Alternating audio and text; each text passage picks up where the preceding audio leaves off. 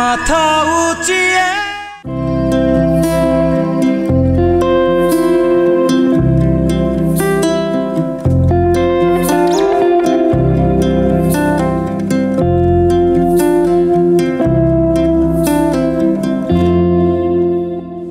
সুপ্রিয় দর্শক, কেমন আছেন আপনারা?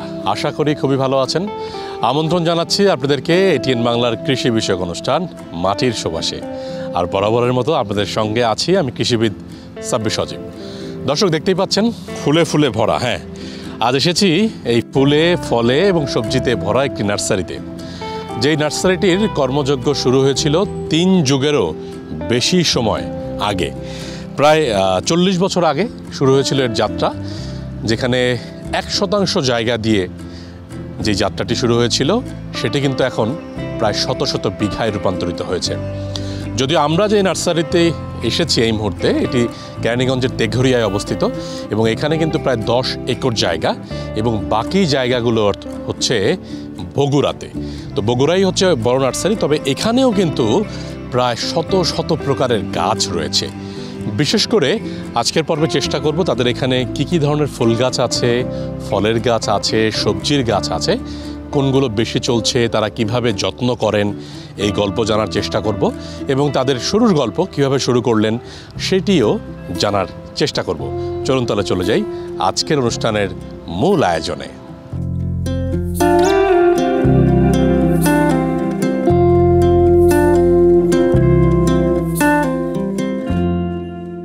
বহু বছর আগে থেকে আমাদের দেশে নার্সারি পরিচালিত হয়ে আসছে। কেরানীগঞ্জের তেঘরিয়ায় এক্সপ্রেস ওয়ের ঠিক পাশেই অবস্থিত সাথী নার্সারি। মূলত এই এলাকায় প্রায় 150 বিঘা জায়গায় ছোট বড় অনেকগুলো নার্সারি রয়েছে, তবে সাথী নার্সারিটাই সবচাইতে বড়। রয়েছে এর পূর্ব ইতিহাসও। সুপ্রিয় দর্শক, এই মুহূর্তে আছি কেরানীগঞ্জের তেঘরিয়া এলাকায় এবং সাথী নার্সারি। আমরা জানি সাথী নার্সারি তো প্রথমে হচ্ছে বগুড়ায়, তারপর হচ্ছে এখানে। এর আগেরও আমরা এক প্রতিবেদনে দেখিয়েছিলাম গল্পটি, তারপরও আবারও শুনতে চাই। কি নাম আপনার? আমার নাম মোহাম্মদ মাসুদ মিম। আপনি তো মালিক পক্ষের একজন, তাই না? তো আপনি দায়িত্বে আছেন কতদিন ধরে? আমি বেশি দিন নাই, এই মানে আমার মামা অসুস্থতার কারণে উনি ডক্টরের কাছে গেছে, আমি আর কি এখন দায়িত্বে আছি বর্তমানে। তো এই যে নার্সারি ব্যাপারটা, আমরা তো জানি এখন বাংলাদেশের মোটামুটি সব জায়গায় কম বেশি ছোট বড় নার্সারি আছে। বগুড়ার দিকটা একটু বেশি, আবার ওই পাশে সাভার আশুলিয়ার দিকে একটু বেশি, সেখানে বড় বড় জায়গা নিয়ে নার্সারি গড়ে উঠেছে। আবার তেঘরিয়ার এই পাশটাতেও যেটুকু শুনলাম প্রায় 150 বিঘা জায়গায়। তো আপনাদের নার্সারির শুরুর গল্পটা কি? প্রথমে শুরু হয়েছিল কীভাবে? এখন থেকে প্রায় 40 বছর আগে বগুড়ার শিখগঞ্জ নামে জায়গায় আমার নানা প্রথমে 1 শতক জায়গা নিয়ে উনি নার্সারিটা করার পরে যখন দেখলো যে এখান থেকে ভালো একটা প্রফিট আসে এবং এর পাশাপাশি বিভিন্ন মানুষের কর্মসংস্থানের একটা ব্যবস্থা হচ্ছে, তখন উনি এটাকে মনে প্রাণে নিয়ে উনি এগোতে শুরু করে। তারপরে 1 শতক থেকে 2 শতক এভাবে করতে করতে করতে করতে এখন আমার নানার নিজস্ব মানে জমি আছে 150 বিঘার মতো। 150 বিঘা? হ্যাঁ। এইভাবে করতে করতে এখন ওনার 3টা শাখা হয়ে গেছে। বগুড়াতেই 2টা আছে, আর এই তেঘরিয়া এখানে প্রায় 10 একরের জায়গার উপর এটা এই বাগানটা এখন। 10 একর? এই 10 একর জায়গা কি পুরোটা কি নিজের না লিজ না ভাড়া? না, ভাড়া নেওয়া। আমরা গভর্নমেন্ট থেকে ভাড়া নিয়েছি, এটা গভর্নমেন্ট জায়গা। গভর্নমেন্ট জায়গা ভাড়া নেওয়া গভর্নমেন্টের কাছ থেকে। আচ্ছা, একটা ব্যাপার বলেন তো, এখানে তো অনেক ধরনের গাছ দেখতে পাচ্ছি। আসলে যেটা বললেন 10 একর তো জায়গায় ঘুরে দেখানোও সম্ভব না। ফুল গাছ দিয়ে আমরা প্রথমে শুরু করি। ডান পাশেও ফুল গাছ, গোলাপ ফুল গাছ, বামেও গোলাপ ফুল গাছ। তো গোলাপের মোটামুটি কতগুলো ভ্যারাইটি আছে এখানে? আপনারা যদি লক্ষ্য করেন, দেখেন আমার চতুর্দিকে গোলাপের গাছ। হ্যাঁ, এখানে অনেক ভ্যারাইটির গোলাপের গাছ করা হয়। আমাদের ইন্ডিয়ান জাত আছে, দেশি জাত আছে, হাজারি নামে একটা জাত আছে। ভ্যারাইটি বলে শেষ করতে পারবো না, আমাদের এখানে যত ভ্যারাইটি আছে। আপনাদেরকে একটা বলে রাখি, সেটা হচ্ছে আমাদের এটা পাইকারি। আমরা পাইকারি পাশাপাশি খুচরাও সেল করি। এখান থেকে ঢাকা শহরের প্রতিটা জায়গায় আমাদের এই গাছগুলো যায়। বিশেষ করে গুলশান, বনানী, যেগুলো আউটলেট আপনারা ছোট ছোট ইয়ে দেখেন, সব এখান থেকে যায়। জি। আচ্ছা, এই পাশে লিচুর বাগান না লিচুর চারা, এটা কি দেখা যাচ্ছে? এগুলা লিচুর চারা। মনে হচ্ছে যে বাগানের মতো, মানে অনেকগুলো গাছ। জি। তো সব গাছই তো বেশি বেশি মনে হচ্ছে, বেশি বেশি মনে হচ্ছে বলতে পাইকারি সেটটাই বেশি হয়, তাই না? জি, আমাদের এখানে লিচুই প্রায় 5 লক্ষের মতো চারা আছে। 5 লক্ষ? জি, আমরা সামনে সিজন ধরার জন্য এগুলা রেডি করতেছি আর কি। খুব শীঘ্রই ইনশাল্লাহ এটাকে ফল আসবে, ফল সহই আমরা সেল করবো আর কি। ফল সহই? হ্যাঁ। মানে এগুলো সবই তো কলমের গাছ না? জি। কি কি জাতের আছে? চায়না 3 আছে, বোম্বাই লিচু আছে, মুজাফরি লিচু আছে, যত প্রকার ভ্যারাইটি হয় লিচুর সবগুলোই আমাদের এখানে আছে। সবগুলোই মোটামুটি আছে না? জি।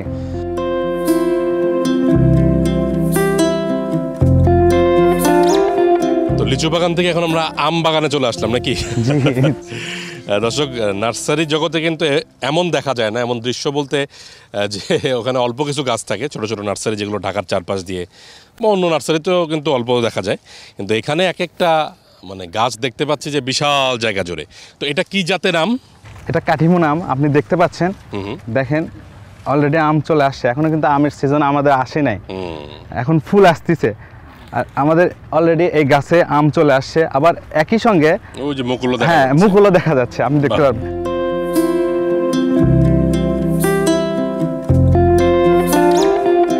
আচ্ছা, এই যে এখানে তো ফুল গাছ দেখতে পাচ্ছি, ছোট ছোট ফুল, এটা কি ফুল গাছ? আচ্ছা, এটা হচ্ছে গোলাপের মতোই, আপনি যদি লক্ষ্য করেন দেখবেন গোলাপের মতোই। আহ, এটা হচ্ছে গোলাপের খালাতো ভাই। ওরে বাবা, খালাতো হাজারি ভাই। গোলাপ। হাজারি গোলাপ বলা হয় এটাকে। তো থোকায় থোকায় ধরে জি, আছে এক একেবারে, না? গাছে অনেক ফুল।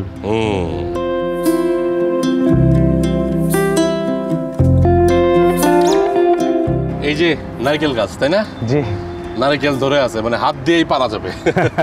এটা কি জাতের নারকেল গাছ? এটা কেরালা জাত। হ্যাঁ, কেরালা, যে ইন্ডিয়ান যে কেরালা জাত। ইন্ডিয়ান যে বাহ। কেরালা জাত। তো আপনাদের এখানে কি কি জাতের নারকেল গাছ আছে? আচ্ছা, আমাদের এখানে আছে ভিয়েতনামি নারকেল গাছ, যেটা আপনার 2.5 থেকে 3 বছরের মধ্যে আসে। আর এটা হচ্ছে কেরালা, এটা হচ্ছে 3 থেকে 4 বছরের মধ্যে এটা আসে। আপনি দেখতে এই পাচ্ছেন। গাছটার বয়স কত হবে? এই গাছের বয়স হবে 3.5 থেকে 4 বছর, 3.5 থেকে 4 এরকম বছর। এরকম। হ্যাঁ।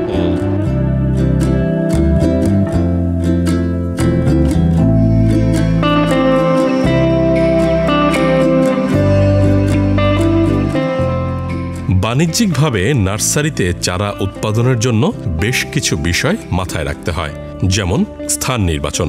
এমন একটি জায়গায় নার্সারি স্থাপন করতে হবে যেখানে সব দিক থেকে বিবেচনা করলে স্থানটি নার্সারির জন্য আদর্শ হবে। এরপর অবস্থান। নার্সারির অবস্থানটি হবে ঠিক মহাসড়কের পাশে, যার ফলে যে কেউ ক্রেতা হিসেবে এখানে আসতে পারবে। তাছাড়া আলো বাতাস প্রবেশ করতে পারে এমন স্থানেই নার্সারি প্রতিষ্ঠা করা উচিত। নার্সারির জন্য গুরুত্বপূর্ণ একটি বিষয় হচ্ছে যোগাযোগ ব্যবস্থা। যেখানে যোগাযোগ ব্যবস্থা বা রাস্তাঘাট ভালো নয়, সেখানে নার্সারি স্থাপন করা উচিত নয়। নার্সারির সাথে উন্নত যোগাযোগ ব্যবস্থা থাকতে হবে। নার্সারির মাটি অত্যন্ত উর্বর হওয়া বাঞ্ছনীয়। নার্সারিকে অবশ্যই উঁচু জায়গায় হতে হবে, যেন বন্যার পানি নার্সারিতে কখনোই প্রবেশ করতে না পারে। নার্সারির মাটি সুনিষ্কাশিত হওয়া বেশ প্রয়োজন। এছাড়া বীজতলা বা নার্সারি বেডে পানি জমতে যেন না পারে, সেদিকে খেয়াল রাখতে হবে।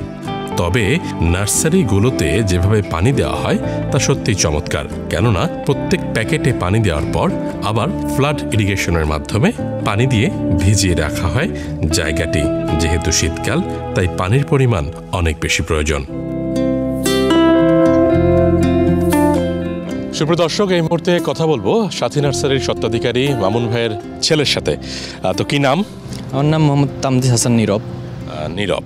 তো এই যে আমরা তো জানি যে তোমার দাদার হাত দিয়ে শুরু হয়ে তারপর তোমার বাবা, চাচারা, তারপরে হচ্ছে তোমরা এখন প্রজন্ম যারা আছো, কথা হলো তোমার আরেক কাজিনের সাথে, মোটামুটি সবাই দেখভাল করছে, তাই না? তো সেক্ষেত্রে তুমি যদি বলতা যে কেমন লাগে, তুমি সময় দাও কিনা এক, এবং তোমার কেমন লাগে? যে আসলে ওই হয়তো সময় দেওয়া যায় না, যেহেতু আমি একজন ছাত্র, কিন্তু যখন আমি ভ্যাকেশন টাইম পাই তখন এখানে আসি, আমি সময় দিই। যেহেতু সবুজ প্রকৃতি, ফুল ফল, আমরা যখন শহরে থাকি তখন মানে আমরা যে দূষিত বাতাসটা পাই, এখানে সেটা একদম বিশুদ্ধ বাতাস আমরা পাই। এটা শরীরের পক্ষে অবশ্যই স্বাস্থ্যকর, তখন আমাদের মনটা ভালো থাকে, যার জন্য এখানে মাঝে মাঝে আসি, সময় দেই।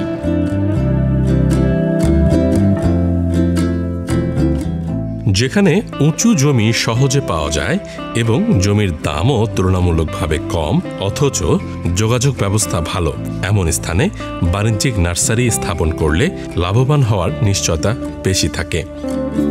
অনেক জায়গায় বেশি দামেও সুবিধামতো বা উপযুক্ত জমি পাওয়া যায় না, তাই নার্সারি স্থাপনের জন্য নির্বাচিত এলাকায় জমির সহজলভ্যতা এমনকি জমির দামও বিবেচনায় আনতে হবে। নার্সারিতে সবসময় পানির প্রয়োজন, বিধায় পানির উৎস থেকে নার্সারির দূরত্ব বা সেচ সুবিধা আছে কিনা তা বিবেচনায় আনতে হবে সবসময়। পরিবহন ও বাজারজাতকরণের সুবিধা, টেলিফোন ও বিদ্যুৎ সুবিধা, দক্ষ শ্রমিকের সহজলভ্যতা থাকতে হবে সবসময় নার্সারিতে। সুপ্রদর্শক, এই মুহূর্তে কথা বলবো এই সাথী নার্সারির একজন সেলসম্যানের সাথে, যিনি মোটামুটি গাছটা চেনে। কি নাম? নয়ন। নয়ন। তো নয়ন, এই যে বেগুন ক্ষেত, আসলে বেগুন গাছের চারা, অনেক বেগুন গাছ, বেগুন ধরেও আছে। এটা কি জাতের বেগুন? এটা বেগুন হচ্ছে লাম্বা জাতের বেগুন। লাম্বা জাতের, লাম্বা কালোটা না? লাম্বা কালোটা খাটো হয়, বড় হয় 12 মাসা। এটা কি 12 মাসি? জি জি, 12 মাসে বেগুন এটা। আচ্ছা, অনেক যারা কাস্টমার আছে বা অনেক বলে থাকে আমাদের কাছে যে নার্সারি থেকে বেগুন গাছ কিনে নিয়ে যায়, তারপর আবার ফল ধরে না। তোমরা আসলে খাবারটা কি দাও যে তোমাদের এত সুন্দর ফল ফুল ধরে? হচ্ছে যারা বাইরে নিয়ে যায় এরা হয়তোবা যত্ন করতে করতে কতকটা পানি বেশি দিয়ে ফেলায়, কতকটা পানি কম দেয়, এই কারণে পাতাগুলো কুকড়া যায়। পাতাগুলো কুকড়া যাওয়ানোর পরে 1 লিটার পানিতে 3 ফোঁটা রিপকট ওষুধ, রিপকট ওষুধ আছে, এই রিপকট ওষুধ দিয়ে স্প্রে করলে তাহলে ঠিক হয়ে যাবে। রিপকট অথবা ফ্লোরা। আর তোমরা খাবার দিচ্ছ কি? খাবার দিচ্ছি আমরা সার ব্যবস্থাপনা, হাড়ের গুঁড়া, জৈব সার, তারপরে হচ্ছে আপনার খোল। খোল দিলে সবচেয়ে বেটার হয়, সবজি গাছের জন্য খোল সবচেয়ে বেটার। শীতের এই সময়টাতে কোন গাছগুলো বেশি চলতেছে? শীতের এই টাইমে আমাকে এখানে যা আছে বলতে গাঁদা ফুল আছে, পিটুনিয়া আছে, ডাইনটা আছে। ডিমান্ড বেশি কোনটা? সবচেয়ে ডিমান্ড বেশি হচ্ছে গাঁদা ফুলের।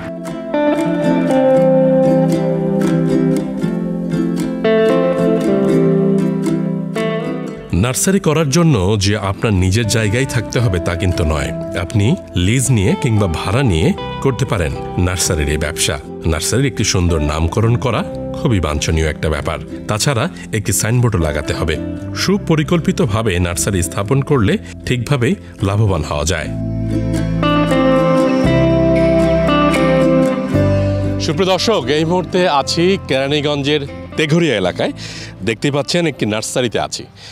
এই এলাকায় প্রায় 1 যুগেরও বেশি সময় আমি বলবো সেখান থেকে কিন্তু নার্সারি রয়েছে এখানে, এবং এই মুহূর্তে আমরা আছি সাথী নার্সারি, তাই না? তো আমার সাথে আছেন একজন উপসহকারী কৃষি কর্মকর্তা। কি নাম আপনার? আমার নাম ফারজানা ইয়াসমিন। তো আপনি এই এলাকায় আছেন কত বছর ধরে? আমি প্রায় 14 বছর হবে এখানে। 14 বছর, তো অনেকটা সময়। তো শুরুর দিকে তো মনে হয় ছিলেন যখন এই নার্সারিগুলো শুরু হয় এই এলাকায়, তাই না? জি। তো একটু বলেন তো, নার্সারির আসলে যখন হয় একটা এলাকায় তখন তো সেটা দেখা দেখে আরো নার্সারি হয়, তাই না? সেটাই এই এলাকাতে হয়েছে। এই এলাকায় হয়েছে। এই এলাকায় মোটামুটি কটা নার্সারি আছে?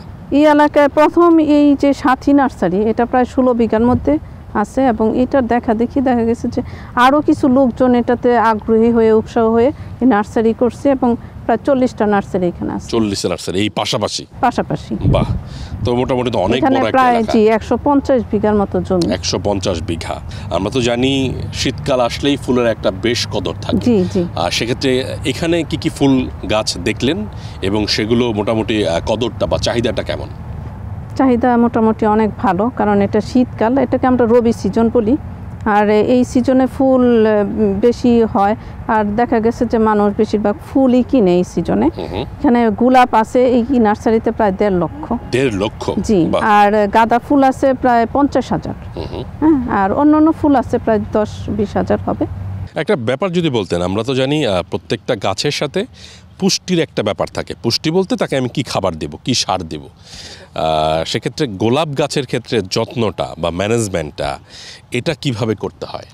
আসলে গোলাপ গাছ আমরা সবসময় বলি যে জৈব সারগুলা ইউজ করার জন্য, হ্যাঁ, অথবা কীটনাশকের ব্যাপারে আমরা বলি যে জৈব বালাইনাশক ব্যবহারের জন্য। এখানে আমরা যদি জৈব সারটা দিই তাহলে গোলাপ ফুলটা বেশি ভালো হয়। সাথে আমরা একটু টিএসপি, সামান্য এমওপি, এত গাছ আরও ভালো হয় এবং ভালো থাকে, গাছের স্বাস্থ্য ভালো থাকে। নার্সারি উদ্যোক্তা যদি নতুন করে কেউ হতে চান তাহলে তাদের জন্য পরামর্শ কি থাকবে, কিভাবে শুরু করা উচিত, এবং আপনারা উপসহকারী কৃষি কর্মকর্তা হিসেবে কিভাবে পরামর্শ দিয়ে থাকেন? নার্সারি দিতে গেলে প্রথমেই নার্সারি মালিককে দেখতে হবে যে জায়গাটা আগে সিলেকশন করতে হবে। জায়গাটা হতে হবে রাস্তার পাশে, যেন লোকজন চলাচল করে, ওই পাশে মানুষ দেখবে, জানবে, সেখানে কিনতে আসবে। দ্বিতীয়ত সেখানে বিদ্যুতের চাহিদা থাকতে হবে, কারণ ওইখানে সেচের প্রয়োজন আছে, সেটা থাকতে হবে। এবং তাকে কলম সম্পর্কে ধারণা থাকতে হবে, বিভিন্ন গাছের জাত সম্পর্কে ধারণা থাকতে হবে, সার সম্পর্কে ধারণা থাকতে হবে, সারের জৈব সার, রাসায়নিক সার এবং কি জৈব বালাইনাশক, রাসায়নিক বালাইনাশক, ছত্রাকনাশক, এগুলো সম্পর্কেও তার ধারণা থাকতে হবে।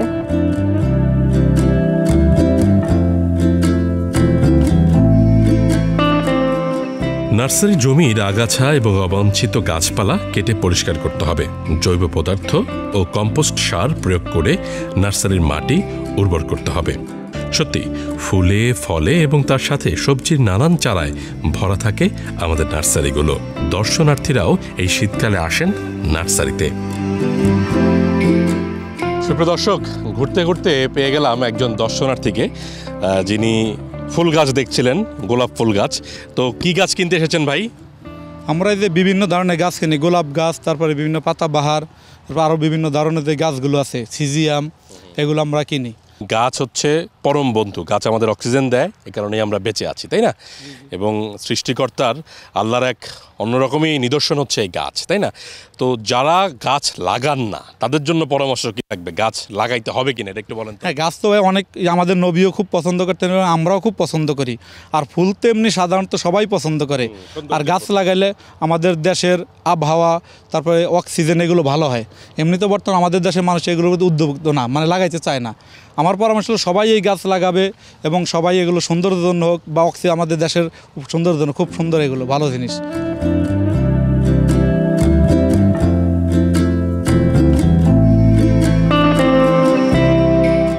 নার্সারির জন্য অবশ্যই আপনাকে একজন দক্ষ ম্যানেজার, দক্ষ মালি, শ্রমিক, পাহারাদার এবং অন্যান্য প্রয়োজনীয় জনবল নিয়োগ করতে হবে। তাই বোঝাই যাচ্ছে একটি নার্সারিতে অনেক জনবল নিয়োগ হয়। এতে করে কৃষির কর্মযজ্ঞের সাথে সাথে নতুন নতুন মানুষের কর্মসংস্থান সৃষ্টি হয়। বিভিন্ন ফসলের নামকরা জাতের জাম্পলাজম ও অন্যান্য রোপণ দ্রব্য সংগ্রহ করতে হবে এবং অস্থায়ী ও স্থায়ীভাবে সেগুলোকে যথাযথ স্থানে রোপণ করতে হবে। তারপর নার্সারি কার্যক্রম শুরু করতে হবে। মাঝে মাঝে নার্সারিতে নানান ধরনের রোগবালাই থাকে এবং পোকামাকড়েরও আক্রমণ হয়ে থাকে, সেদিকেও নার্সারি মালিককে সবসময় খেয়াল রাখতে হবে। নিকটস্থ উপজেলা কৃষি অফিসের সাথে যোগাযোগ করতে হবে। সুপ্রিয় দর্শক, তেগরিয়ার সাথী নার্সারিতে ঘুরতে ঘুরতে পেয়ে গেলাম আরও একজন উপসহকারী কৃষি কর্মকর্তাকে। কি নাম ভাই আপনার? আমার নাম মোহাম্মদ আশরাফুল ইসলাম। মোহাম্মদ আশরাফুল ইসলাম। আচ্ছা, আপনি যদি একটা ব্যাপার বলতেন। আমরা তো জানি যে আমাদের উদ্যোক্তা যারা আছেন বা নার্সারি যারা করেন, এদেরকে তো অনেক সময় যে বিষয়টা খেয়াল রাখতে হয়, পচনটা তো একটা বেশ ভালো একটা রোগ নার্সারি জগতে, এবং অন্যান্য পোকামাকড়েরও একটা সমস্যা থাকে। যেহেতু ফুল গাছ, ফল গাছ, সবজির গাছও এখানে থাকে, সেক্ষেত্রে কোন কোন রোগবালাই ক্ষেত্রে তাদেরকে সতর্ক থাকতে হয় এবং উপকার মানে উপায়টা কি, কিভাবে তারা উপকৃত হতে পারবেন আর কি, এই ব্যাপারটা যদি বলতেন। প্রথমত হচ্ছে পচন রোগ ধরে। হ্যাঁ, আপনার এই যে চারাতে পচন রোগ ধরে, বেশি পানি প্রয়োগ করলে পচন ধরে, আপনার মাছি পোকা এগুলোর তে সমস্যা হয়, সেগুলোতে মাছি পোকা দমন করতে হয়। তারপরে আপনি ছত্রাকনাশক দিতে হয়, এইগুলো পচনটার জন্য ছত্রাকনাশক দিতে হয়। তো তেগরিয়ার এই এলাকায় তো মোটামুটি অনেকগুলো নার্সারি এবং প্রায় মনে হয় 150 বিঘা জায়গায়। তো এই ব্যাপারটিকে আপনারা কিভাবে দেখছেন এবং আপনারা কিভাবে সাপোর্ট করেন আর কি এই ধরনের এলাকায় নার্সারিগুলোকে? অবশ্যই এটা একটা ভালো উদ্যোগ। এখানে একটা কর্মসংস্থানের বিরাট একটা সুযোগ আছে। আর এই যারা উদ্যোক্তা তারা প্রচুর লাভবান হয়।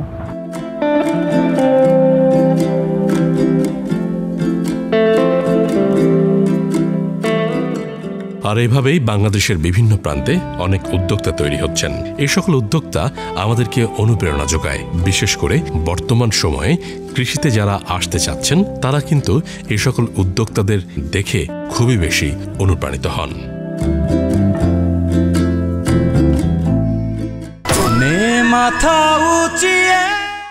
সুপ্রিয় দর্শক, আজ আমরা মাটির সুবাস অনুষ্ঠানের একেবারে শেষ প্রান্তে চলে এসেছি।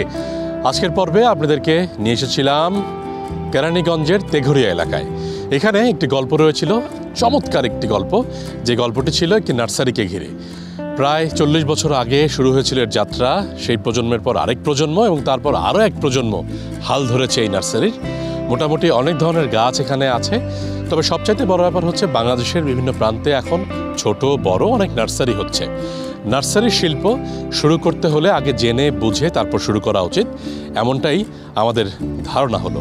দর্শক, আগামী পর্বে আবারও হাজির হব নতুন কোনো বিষয় নিয়ে। ততক্ষণ পর্যন্ত ভালো থাকুন, সুস্থ থাকুন, এটিএন বাংলার সাথেই থাকুন। সবার বড় যোদ্ধা তোরা, সবার বড় যোদ্ধা তোরা, নেরে সবার শ্রদ্ধা তোরা, নে মাথা উঁচিয়ে।